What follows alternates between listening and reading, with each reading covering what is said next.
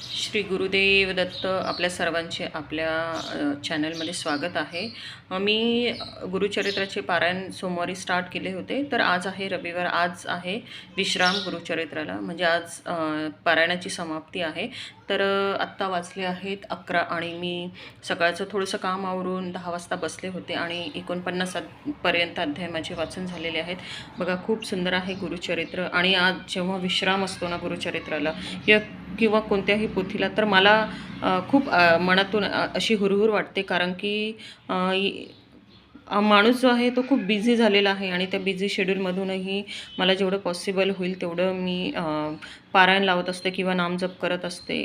खूप थोडा वेळ मिळतो तरीही त्यात मी करत असते, कारण काहीतरी केलं तर बरं वाटतं. आणि ज्या दिवशी काही सेवा घडत नाही त्या दिवशी मनात हुरहुर वाटते. तर आज अशीच मी वेळात वेळ काढून पोथी लावलेली आणि आज समाप्ती आहे.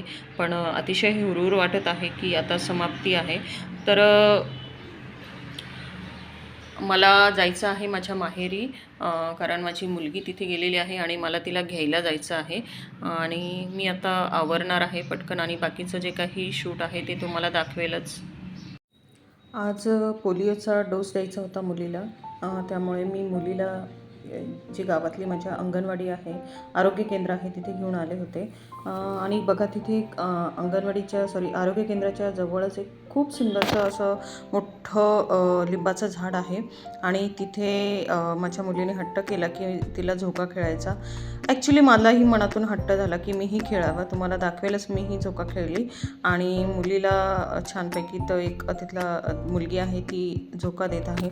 आणि त्यानंतर मी विराजमान झाले झोक्यावरती आणि मी अक्षरशः तुम्हाला सांगते 4 महिन्यांची असल्यासारखी वाटले, 4 वर्षांची असल्यासारखी वाटली.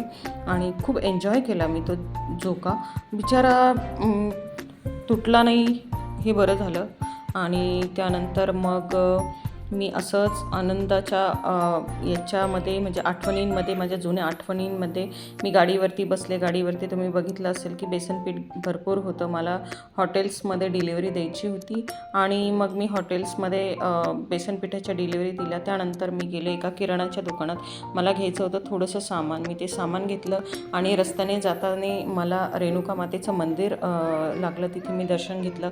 आणि हे आहे गावातलं एक सुंदरसं सप्तशृंगी आईचं मंदिर. ॲक्च्युली माझी आणि माझ्या मुलीची अतिशय श्रद्धा आहे आईवरती, सप्तशृंगी आईवरती. आणि आम्ही दर्शन घेतलं. त्यानंतर बघा, त्या सप्तशृंगी आईच्या मंदिरातच एक खाली शिवपिंड आहे.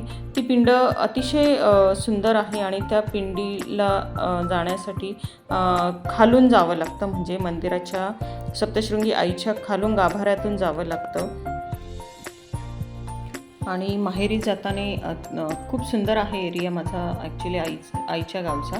तर बघा, छोटासा रोडचं मी शूट केलं, गाडी ड्राईव्ह करत असतानाही शूट केलं. आणि फायनली त्यानंतर मग मी पोहोचले माझ्या आईच्या घरी. आणि माझी मुलगी वाटच बघत होती. तिला अतिशय आनंद झाला आणि ती पळत पळत आली आणि मला भेटली.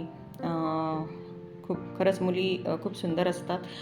आणि बघा, त्यानंतर आहे थोडंसं मी आईच्या घराच्या बाजूचं जे काही बगीचा आहे, गार्डन आहे ना, ते तुम्हाला दाखवते. माहेरी गेलं की खूप छान वाटतं खरंच.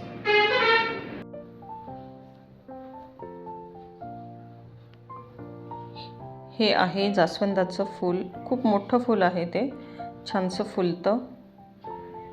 गणपती बाप्पांना प्रिय आहे. हे आहे अतिशय सुंदर असं गुलाबाचं फूल.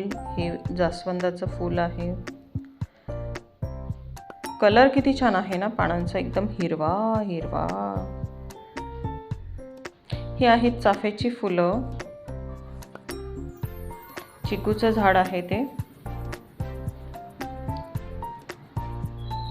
आणि बघा, दुपारी ऊन होतं एकदम आणि थोडंसं असं गरम होत होतं. कदाचित पाऊस येऊ शकतो. हे आंब्याचं छोटंसं झाड आहे. आणि त्यानंतर खरंच पाऊस झाला. संध्याकाळचे 4 वाजले होते आणि बघा, खूप धो पाऊस झाला. आणि पावसाचं हे शूट आहे. किती सुंदर असतो ना निसर्ग, किती सुंदर आहे ना निसर्ग.